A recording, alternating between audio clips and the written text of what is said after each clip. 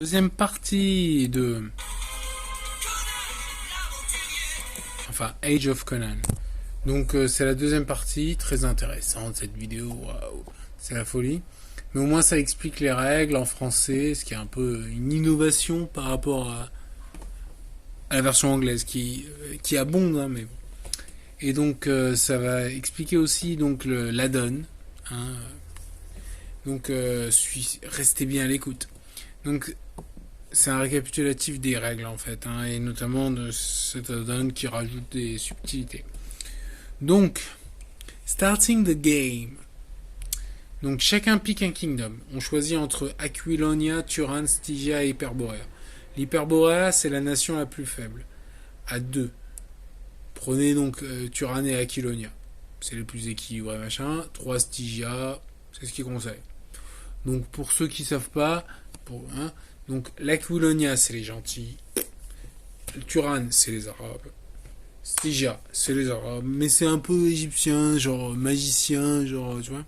Et Hyperborea aussi, c'est des magiciens. Mais des blancs, c'est du nord. Donc, c'est la nation la plus faible, mais ils ont des cartes sympas. Je reviendrai plus tard, mais au final, ça se vaut. Aquilonia, ils sont au milieu, donc ça va fighter. Turan, ils sont au milieu, donc ça va fighter. Stygia, ils sont en bas, ils sont tranquilles. Ils peuvent vraiment être pépères. Parce que les troupes ne peuvent pas pénétrer dans les kingdoms. Donc, vu qu'ils ont un gros kingdoms en plein milieu, pour le joueur aquilonien, c'est quasiment impossible de venir au sud de la Stygie. Donc, toutes les provinces au sud de la Stygie sera tranquille. Après, t'as le joueur turanien qui peut venir t'enquiquiner. Mais bon.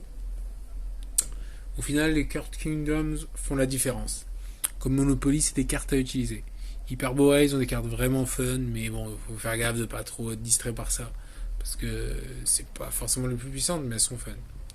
Voilà, ensuite, on met le Conan Reference Board. Donc c'est un plateau Conan où tu as marqué son expérience, tu as le mood wheel, donc tu vois son humeur. Et tu mets le marqueur Conan au niveau XP Warrior tout au début.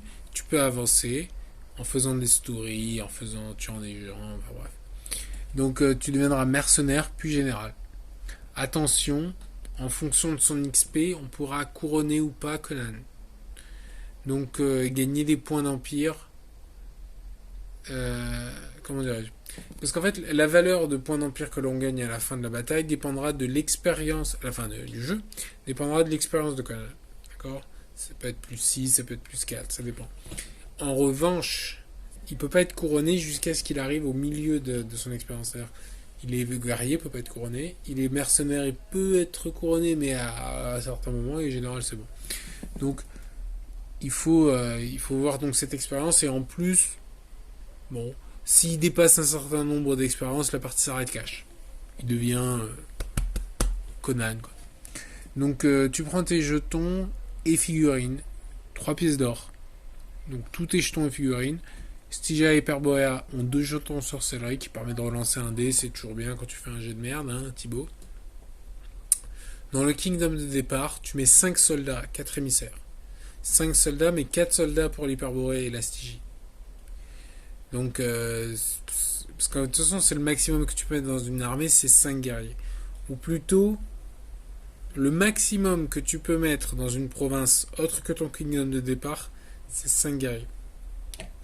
Donc, factuellement, tu peux mettre 5 guerriers pour faire une conquête militaire.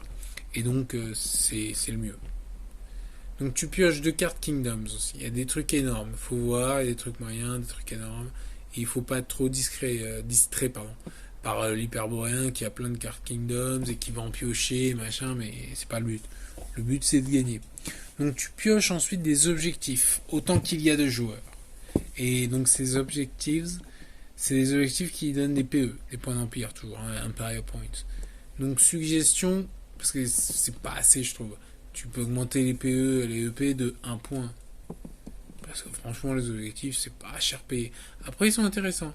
Parce qu'ils correspondent, par exemple, il y a des pirates, bah, du coup, il faut mettre des forts le long de la mer. Tu vois, il faut conquérir une province sauvage. Tu vois, avec des sauvages, des gentils barbares, tout ça. Bah, tu les massacres. Ils sont gentils. Donc ça peut donner une direction, mais tu vas pas changer de plan, machin. Donc chaque joueur aussi pioche 2 stratégies cards. Tu peux les utiliser en quête contest. Sur la carte, on voit bouclier, hache, machin. Ça fait un succès en plus quand tu rolles le dé. Donc il faut savoir que sur un dé, donc les dés rouges, là, les dés de combat, tu as une case échec. Il n'y a rien de marqué, donc c'est échec. Tu as une case bouclier, une case hache, c'est échec. Sauf si tu utilises une stratégie card qui dit succès. Tu as une carte succès offensif qui marche que quand tu attaques. Et tu as une case normale, succès normal, donc succès. Et succès plus Conan. Donc ça fait un succès. Et si tu as Conan, ça fait 2 succès. D'accord? Donc l'idée, c'est que là, avec une carte stratégie, tu peux avoir. Si tu joues une carte H plus bouclier, tout est un succès, sauf la case blanche. Désolé. Donc des subtilités, machin, mais bon, tu vois sur le tas, parce que tu peux utiliser pour les intrigues, mais il faut qu'il soit dans la bonne zone. C'est marqué de toute façon. C'est simple, une fois que tu le sais, bon, tu verras. Bref, donc très utile donc pour soutenir un assaut. L'idée, c'est au final, c'est une question de temps. T'as pas de temps à perdre, donc tu peux pas te permettre de perdre, sinon tu perds un tour et il n'y a pas tant de tours que ça. Ouais. Autre chose, donc dans la donne, il y a des espions. Donc une règle optionnelle. Tu places 3 espions, 3 spies. Et tu en auras un bonus à chaque âge. Premier âge, tu en as 3, 4, 5. Troisième âge. Donc l'idée, c'est que les espions donnent un bonus de 1 dé, une fois par âge. Ils sont sacrifiables, enfin, ils sont discardés, ils meurent pas quand ils sont utilisés. Donc ils reviennent au début du tour suivant.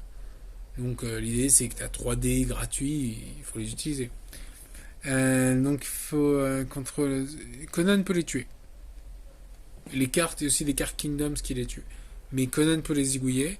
Et donc Conan, il est contrôlé par le joueur Conan. J'y viendrai. Donc tu les mets où tu veux. One at a time, in turn order. Ok, donc là, j'aurais peut-être dû parler du joueur Conan avant, mais c'est pas grave.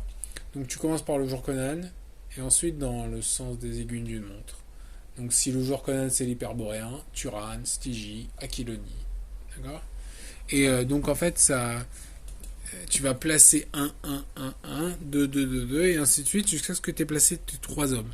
Sachant que tu ne peux les placer que dans une province neutre. Personne ne contrôle. Donc au début, il n'y a que des provinces neutres. Ou ennemies, qui sont contrôlées par les adversaires. Pour t'aider si jamais tu viens pour chicoter les adversaires. Donc tu peux mettre un spy par province maximum. Tu peux pas mettre 2 spies pour avoir 2 dés de bonus. Désolé. Le bonus de 1 dé est bien. Tu peux enquiquiner l'adversaire. Pour empêcher, genre le mec qui veut conquérir Ophir, ça va être plus difficile. C'est pas hyper difficile, mais c'est plus dur.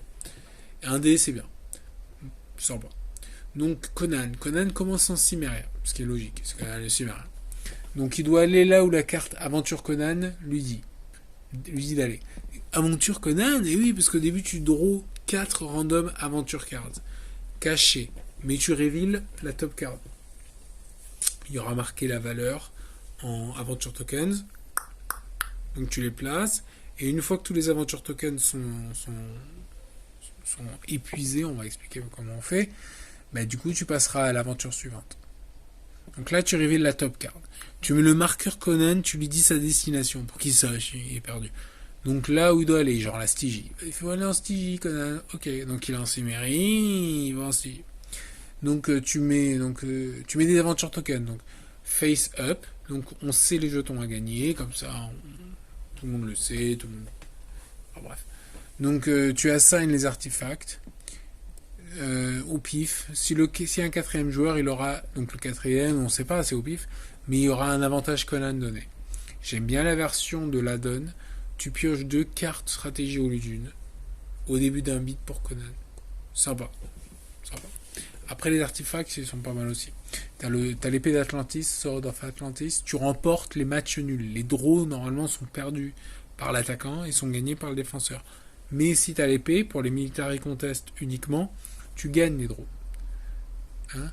Donc t'as le Heart of Tamuz, le cœur de Tamuz. Donc c'est le coût d'une Play on the Table card. Donc c'est des cartes bonus, des Kingdom cards qui peuvent revenir assez cher, 1, 2 ou 3 pièces d'or. Et si c'est plus d'une pièce d'or, tu réduis d'une pièce d'or. Parce que si c'est 1, ça reste 1. Mais 2, 1, 3, 2. D'accord? Donc pour l'acheter et pour la refresh. La refresh, c'est quand tu l'as utilisé.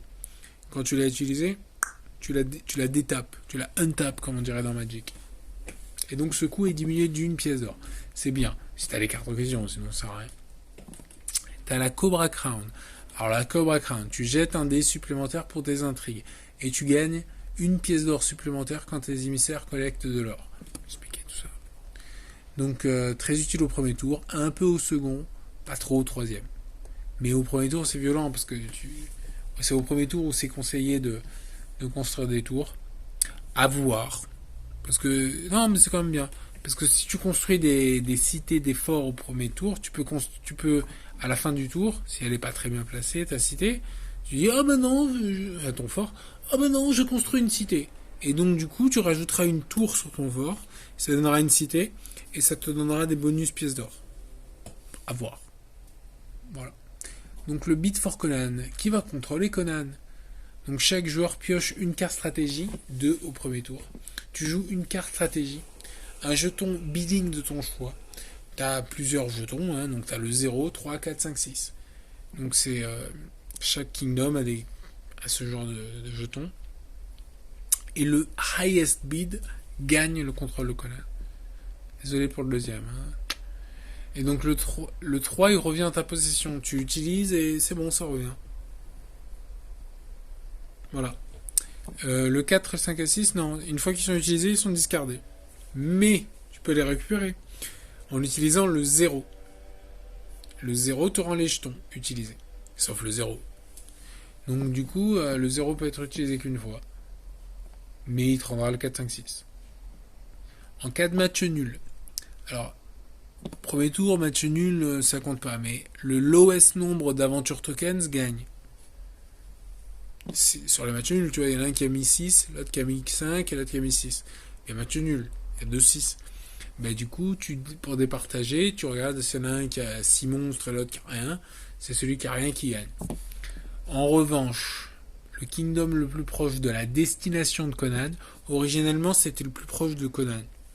Mais ça avantageait la Kylonie, qui est juste à côté de la Cimmérie. Donc là maintenant c'est la destination de Conan. Celui qui est le plus proche de la destination de Conan, il gagne le contrôle de Conan en cas de match nul toujours. Donc le joueur Conan joue en premier, après c'est dans l'ordre des aiguilles du montre. Donc genre Conan, voilà, tu vois pareil.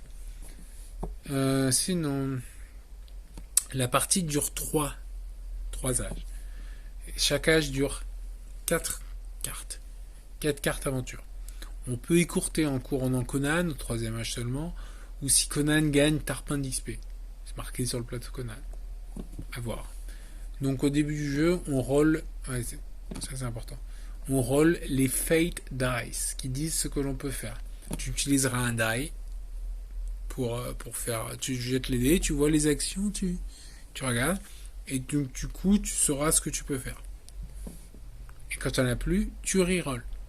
Un tour, alors là on va s'arrêter là pour le moment, c'est assez intense, mais après je recommencerai, j'expliquerai les tours en quoi ça se divise. Et finalement je ferai une vidéo très instructive sur comment on gagne, parce que c'est bien gentil mais c'est un peu le but, comment on gagne. Voilà. Sinon, bon, si vous avez des questions à chaque fois, posez-moi des questions, parce que là j'ai essayé d'être le plus clair possible et le plus vraiment bien expliqué et tout, mais si vous avez des questions, n'hésitez pas.